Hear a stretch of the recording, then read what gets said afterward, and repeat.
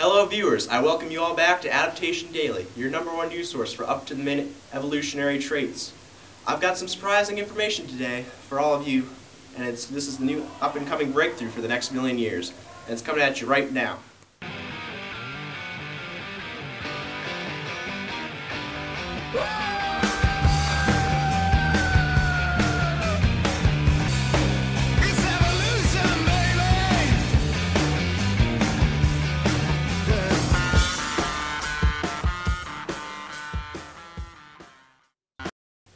Everyone's talking about chloroplasts for this quarter. Yes, it was revealed earlier this week at the World Autotroph Expo. So after this review, you're going to know whether to go out and endosymbiosize it for yourself. Okay.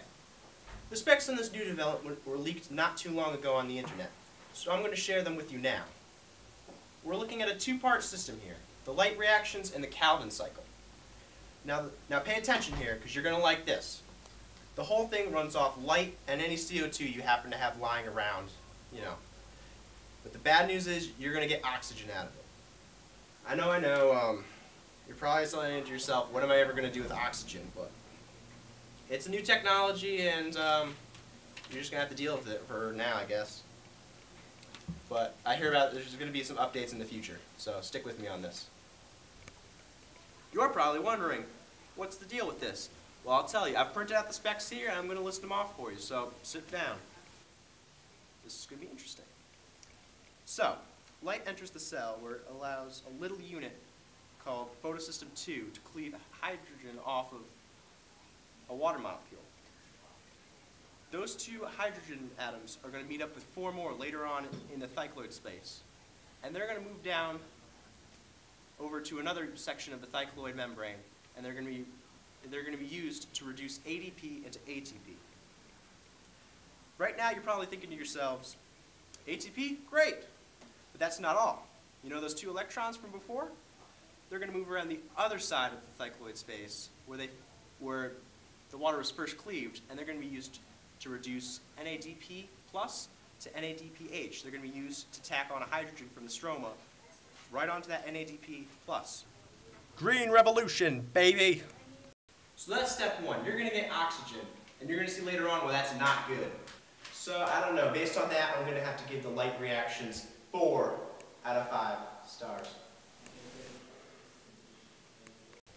We've got ATP, we've got NADPH, and you're probably asking yourselves, Eric, what's next? I'm going to tell you what's next, and you're going to hear it from me live first here at Adaptation Daily.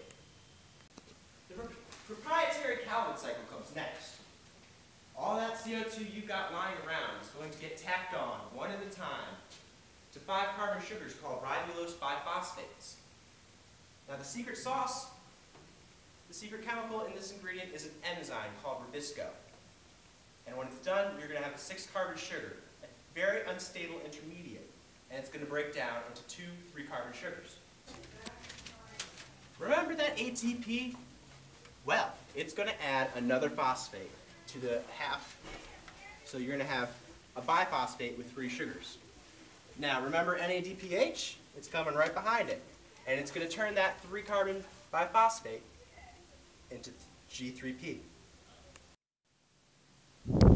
G3P is a 3 carbon sugar. 3 CO2, 6 ATP, 6 NADPH, and you're going to get 6 G3P sugars out of this. Now, I don't know, that seems like a lot of work, because of that 6 G3P, you're only going to get to use 1. That's right, in order to regenerate ribisco, you're going to need 5 G3P. So, including that, you're going to need another 3 ATP. That seems like quite a bit of work, just to make 1 G3P. Now, on the good side, you're going to be able to use that for any kind of sugars you want. Glucose, really anything you want to make. Any hydrocarbons, it's all good. I'm really holding my breath on this one, folks. I'm not sure if it's going to pay off, this whole photosynthesis thing. I mean, it seems like a lot of work. And here's another thing.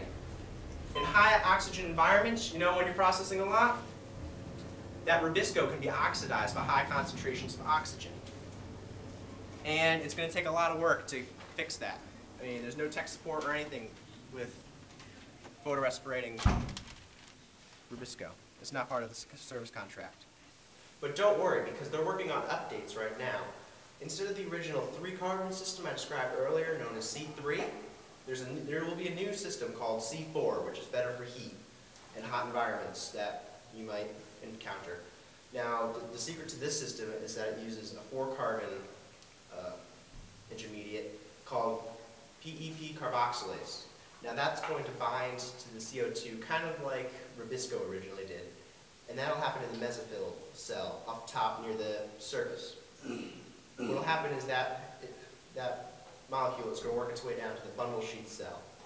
And it will release the CO2 where the Calvin cycle can be carried through without the interactions between the oxygen and the rubisco. Actually, the rubisco is going to show up. It's not completely removed. So the bad news is it's going to cost you an ATP to do it. And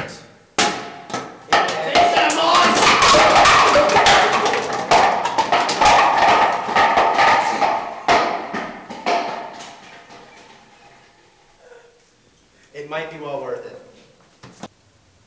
There's also a third system that I haven't yet talked about. It's called crassulacean acid metabolism, or CAM for short. Now, what goes on here is that for environments that are really hot, desert environments, desiccating environments, even more so than you need for C4, is that during the night, when transpiration is at its lowest, the stomata can open up and take in CO2, and they bind it in the form of organic acids. Now, during the day, when the light's being produced, the stomata can remain closed, and you've already got your CO2 right there. And all this can occur in one cell, and it saves you some effort. I mean, it's better because it all happens in one cell. You don't need that additional ATP. You might, depending on what kind of organic acids you're going to use. It's all based on the recipe, but that's all for now. I mean, that's what I've got so far on my statistics, my facts. I'll keep a lookout for you guys on any additional evolutionary adaptations in the future. You might see something later this week. I mean, I'm keeping my eyes open here. I got my sources, got my ear to the floor. So, all right. Thank you. You used me!